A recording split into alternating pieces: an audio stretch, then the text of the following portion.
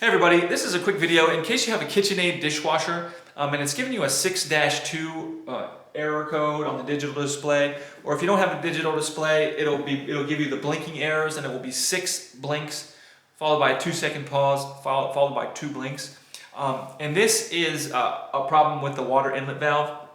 It's not working. So some of the things that you can check on here are you can get in here if you can open this front access toe panel, you will get access to the wiring, and you should be able to see if you see any loose or disconnected or damaged wiring down there that would prevent electricity from going from the control panel to the valve and having it operating properly. So you can try that. You can try just disconnecting the hose from the back and then reconnecting it, and seeing if that gets your intake valve working properly.